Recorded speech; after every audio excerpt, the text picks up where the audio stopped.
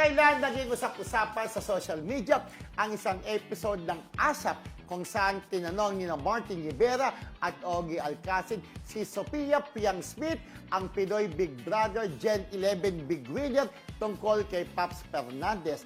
Nang tanungin kung kilala niya si Paps, sumagot si Piang ng, "Oh my God, that's so famous here in the Philippines." Sabay, hahaha, tumawa po siya. Dahil dito, binati ko siya ng netizens dahil si umano'y kawalan ng respeto at hindi pagkakilala sa tinaguriang concert queen.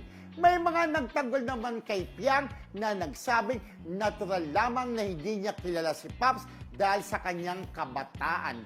Kung mapapanood ang video ng show, topic nila ang nalalapit na concert ni Martin at Paps at tinanong ni Martin si Piang na, "Do you even know who Paps is?" At sinundan pa ng tanong ito ni Ogie ng, "But did you see them together on stage?" Tsaka sinagot ni Piang na kilala ito sa Pilipinas. Agad na sinabi rin ni Martin bilang awareness niya sa edad ni Piang na, "You're absolutely right. You wasn't even born, she's the concert queen."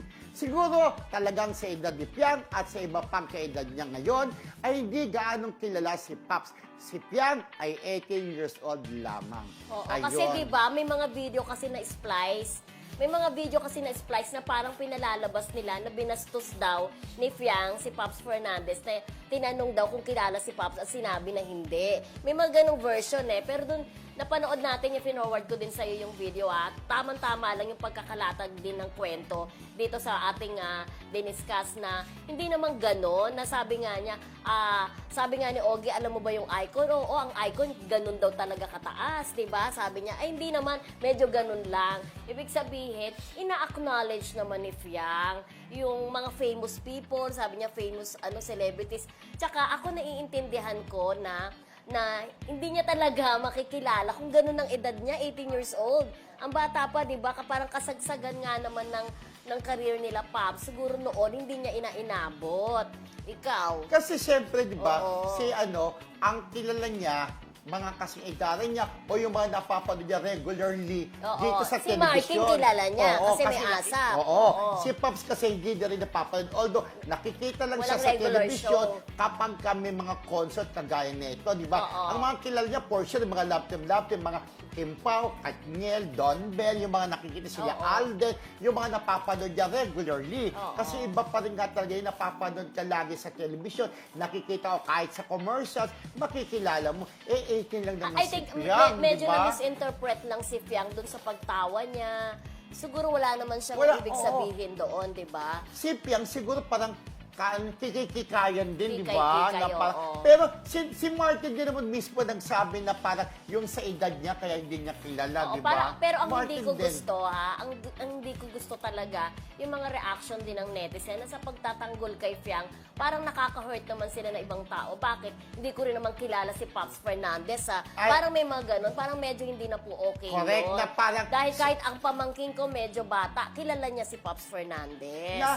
naman, tama Oo. lang naman na ipagtanggol din nila si Piang, naiintindihan naman namin kayo na parang sinasabi lang nila na parang, bakit ito kinu-question ko? Kung Oo. ako mismo hindi ko kilala. kilala. Sino ba siya? Oo. Pwede nyo naman sabihin, pasensya na, o Oo. kaya talagang intindihin na lang natin si Piang dahil bata pa siya. Sa Hindi niya pagtatanggol naman ninyo kay Piang, wag naman po nating i-disrespect Correct. din naman ang isang Paps Fernandez. Correct. Na diba? parang ang concert queen. na nagtatanggol sila pero meron naman silang binabagsak na ibang mga tao. Hindi Yes. namin sinasabi yan ng lahat ng mga tagahangan ng Piang, ha? Oo. Hindi ng Piang o Jay. Of course, Yung maraming ibang mga mababait. tao, May mga oo. kaibigan tayo, mga tagahanga ng Ni JM Piang, ha. JM. Diba, bilib tayo din sa lakas ng kanilang fandom, ha? Kaya, Correct. congratulations dyan sa AJM Piang na yan. Siguro, nagkaroon lang ng misunderstanding, di ba? Kasi may mga videos na hindi buo. Minsan kasi, you are taken out of context, ika nga, di ba? Parang yung kaunti lang, pero yung kabuuan ng konteksto ng sinasabi ay hindi ipinapakita, kaya nami-misjudge or nami-misinterpret ng ibang tao. Hanggang sa mga videos, ganun. Oo. Ang pinapakita ay talagang dapat lang na magkaroon ng ingay o Oo. issue. Hindi mo naman nakikita yung Yung kabuuan.